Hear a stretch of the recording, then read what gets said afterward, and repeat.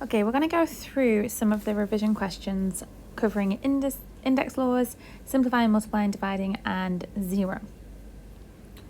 Okay, if you haven't already had a go at these, please pause the video and then play the video to review and reflect on your answers.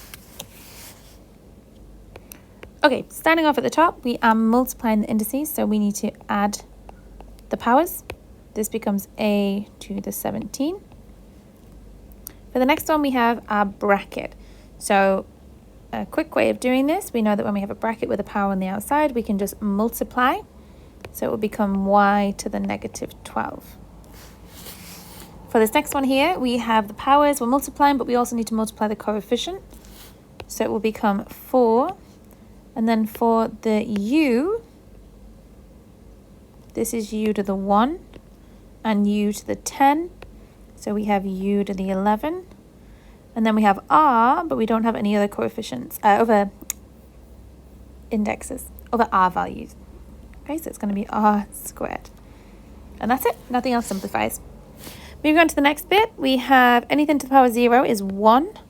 So it's just 1 squared, which is 1 times 1, which is just 1. For the next one, it's the same as this question over here. However, we are now dividing. So we're going to divide the values and also subtract the powers. So we get 10 u, so 30 subtract 10, so u to the 20, and then r to the 4 and r squared. So we're going to subtract those powers and it becomes r to the 2. Okay, we're multiplying on this one here. We've got h to the negative 2, multiply h to the 4. We are going to also add these powers that we know. So we get h to the 2, h squared, because negative 2 plus 4 is just 2. Down here we are multiplying, so we're going to multiply the 3 times 7, which is 21.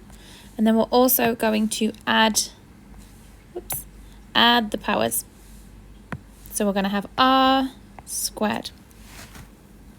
Here we have our bracket, and we know that when we have a bracket from earlier on, we multiply k to the 66. And then for the last one, I'm just going to add a little u to the 1 here. So we're going to do 3 plus 2, and then subtract 1. So we get u, 2 plus 3 is 5, minus 1 is 4. Okay, in the next video, I will go over negative and fractional laws of indices.